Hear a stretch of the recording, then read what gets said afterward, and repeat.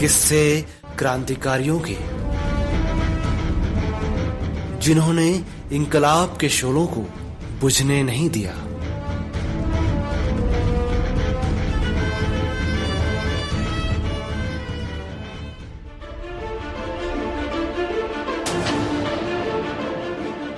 श्रोताओं नमस्कार, मैं हूं लोकेश शर्मा। गुना मध्य प्रदेश से सहकार रेडियो के साप्ताहिक कार्यक्रम किस्से क्रांतिकारियों के में आज बात होगी शहीद आजम भगत सिंह पर।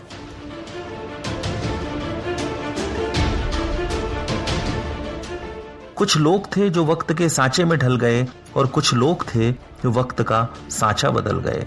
शहीद आजम भगत सिंह महान व्यक्ति के जीवन को समझने के लिए आवश्यक है उसके जीवन संघर्ष को समझना।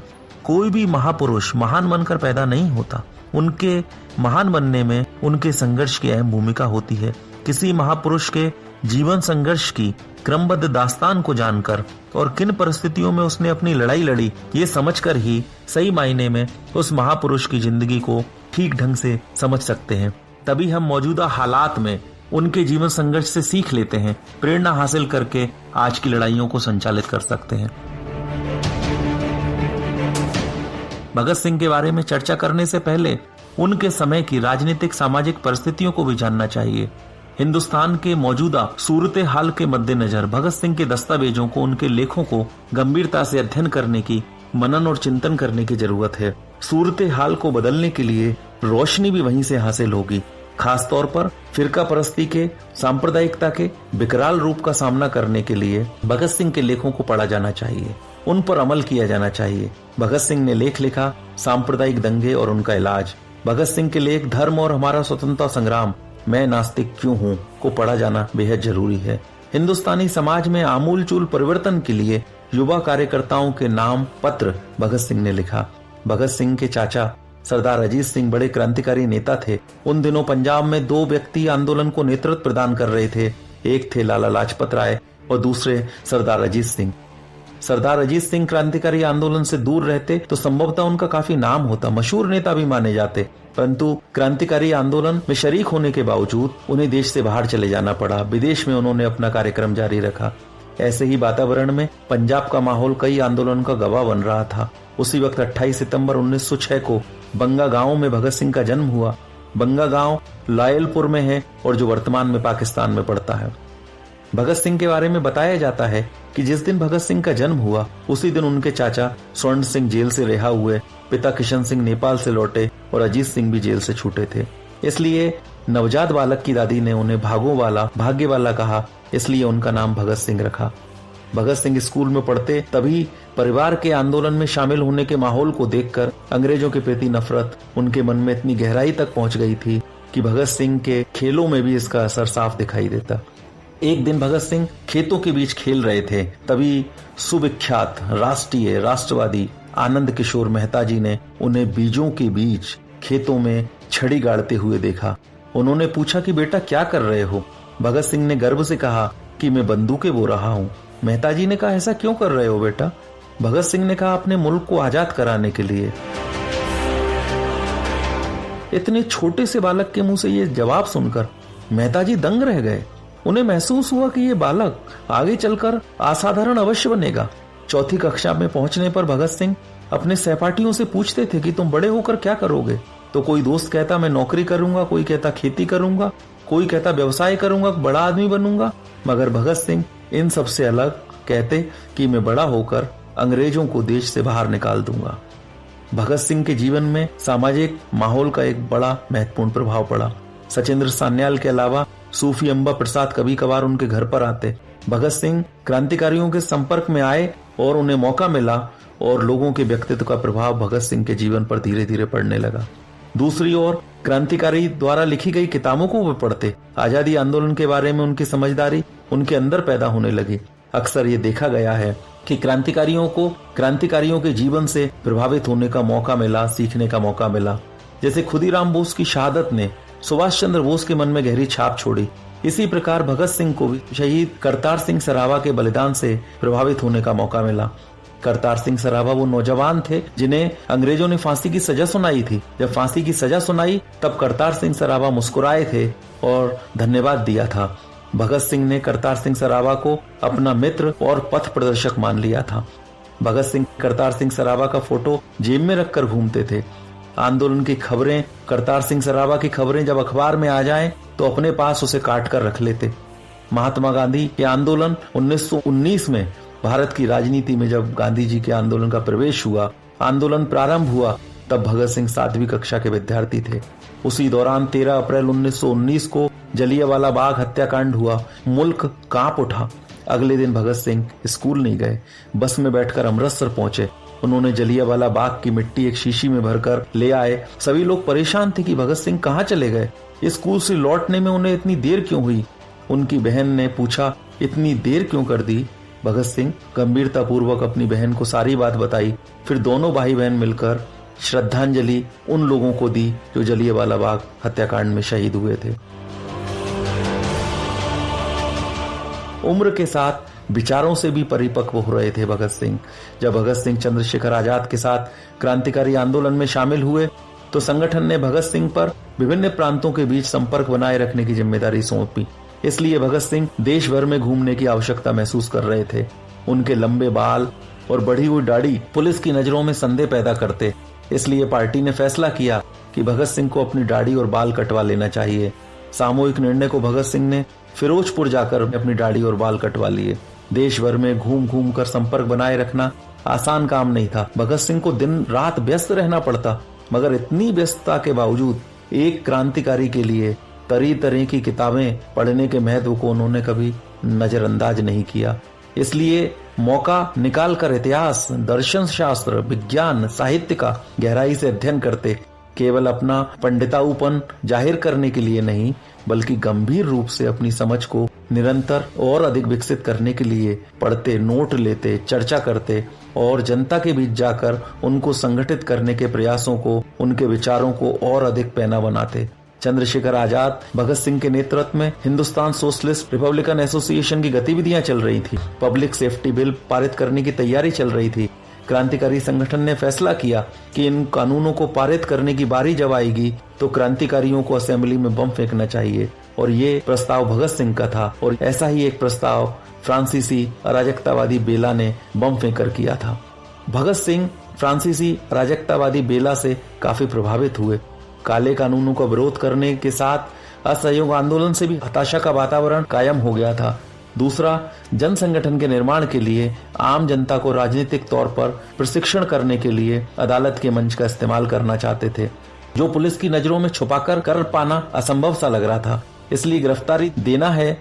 इस फैसले के अनुरूप भगत सिंह और बटुकेश्वर दत्त ने असेंबली के खाली स्थान पर एक धमाकेदार बम फेंका और इनकलाब जिंदाबाद, साम्राज्यवाद मुर्दाबाद के नारों के साथ पर्चे फेंके, जिस पर इन पार्टी के साथियों का विचार लिखा था। पर्चे में लिखा था, बहरों को सुनाने के लिए बहुत ऊंची आवाज की आवश्यकता होती है। हम विदेशी सरकार को ये बतला देना चाहते हैं कि हम सार्वजनिक सुरक्षा और औद्योगिक विवाद के दमनकारी कानूनों को और लाला लाजपत राय की हत्या के विरोध में देश की जनता की ओर से ये कदम उठा रहे हैं। हम मनुष्य के जीवन को पवित्र समझते हैं। हम ऐसे उज्जवल भविष्य में विश्वास रखते हैं जिसमें प्रत्येक व्यक्ति को शांतिपूर्ण और स्वतंत्रता का अवसर मिल सके।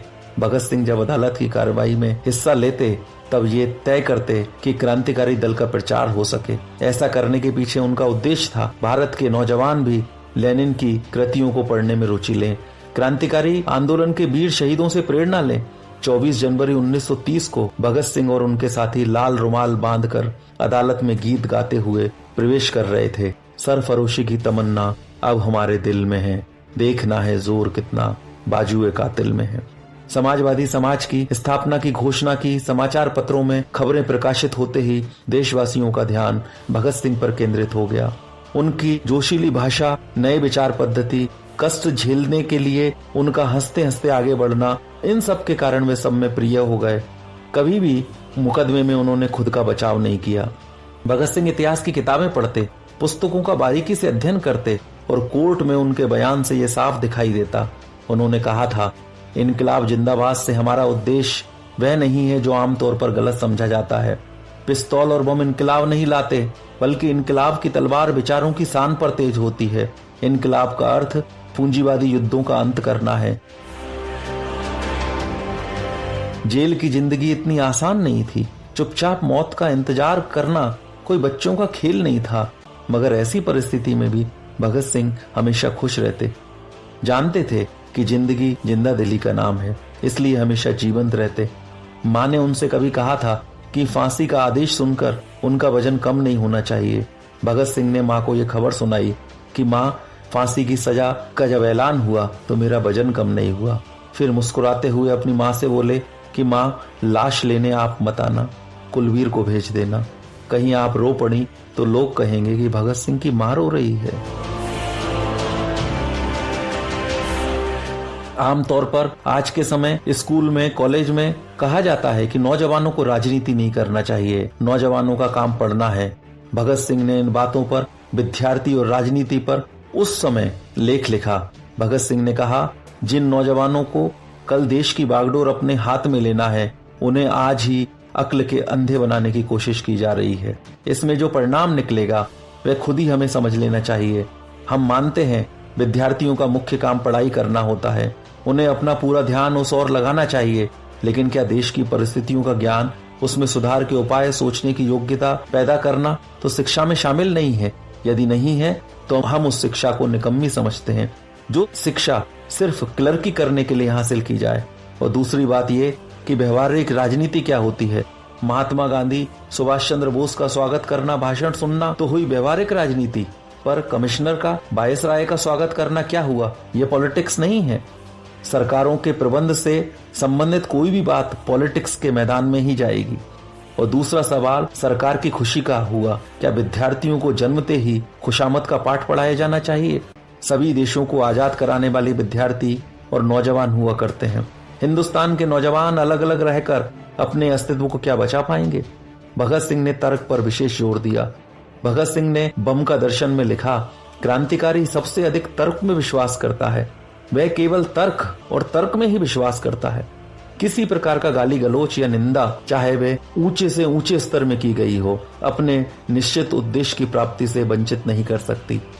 नौजवान भारत सभा के घोषणा पत्र में भगत सिंह ने कहा, हम भारतवासी आज क्या कर रहे हैं? सांप्रदायिकता आज हमारे समाज में पैठ बना रही है और अंग्रेज इसका फायदा उठा रहे हैं। भगत सिंह ने कहा कि पीपल की एक डाल टूटते ही हिंदुओं की धार्मिक भावनाएं चोटिल हो जाती है और बुतों को तोड़ने वाले मुसलमानों के ताजिए नामक कागज के बुत का कोना फटते ही अल्लाह का प्रकोप जाग उठता है और फिर वही नापाक हिंदुओं के खून से कम किसी वस्तु से संतुष्ट नहीं होता।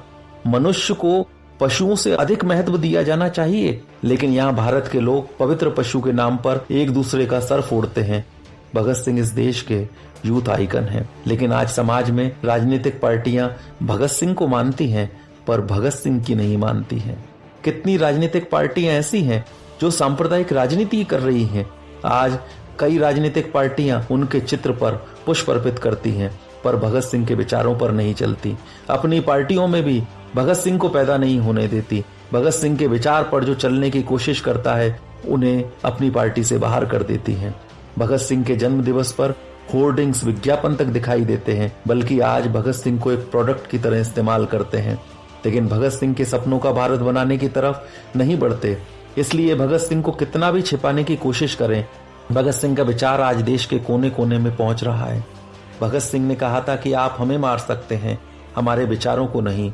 You can kill our comrades, not our idea.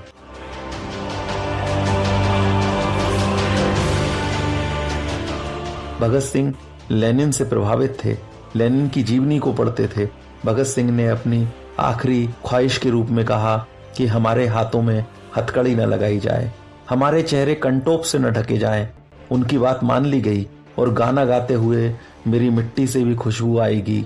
अंतिम समय डिप्टी कमिश्नर और भगत सिंह सामने थे। उन्होंने कहा कि आप भाग्यशाली हैं कमिश्नर साहब, आप अपनी आंखों से ये देखने का अवसर पा रहे हैं कि भारत के क्रांतिकारी किस प्रकार हंसते हुए अपने सर्वोच्च आदर्श के लिए मृत्यु का आलिंगन कर सकते हैं। फांसी पर जाने से पहले भगत सिंह इनकलाब जिंदाबाद का नारा लगा रहे थे। जब जल्लाद के पास जाने का वक्त आया, उससे पहले भगत सिंह महान लेनिन की किताब पढ़ रहे थे। भगत सिंह ने कहा, अभी एक क्रांतिकारी दूसरे क्रांतिकारी से बात कर रहा है। भगत सिंह को जानना, पढ़ना, समझना और भगत सिंह के सपनों का भारत बनाने की तरफ आपको और हमको बढ़ना चाहिए। इतने कम समय में भगत सिंह पर बात करना संभव नहीं है। अगले किसी कार्यक्रम में भगत सिंह पर और चर्चा होगी। तो श्रोताओं, सहकार रेडियो के साप्ताहिक कार्यक्रम किस्से क्रांतिकारियों के में अभी आपने सुना शहीद भगत सिंह के बारे में। उन्हें हमारा क्रांतिकारी सलाम। अगर कार्यक्रम पसंद आया हो तो इसे अन्य लोगों को शेयर करना मत भूलिएगा। सहकार रेडियो का कार्यक्रम आप अगर पहली बार सुन रहे हैं तो 9617226783 पर अपना नाम और जिला लिखकर भेजें। नंबर एक बार और नोट कर लें, 9617226783।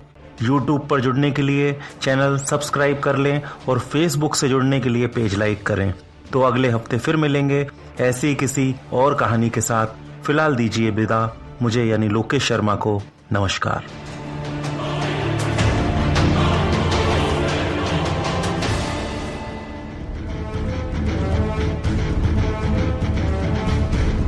किस्से क्रांतिकारियों के, जिन्होंने इंकलाब के शोलों को बुझने नहीं दिया।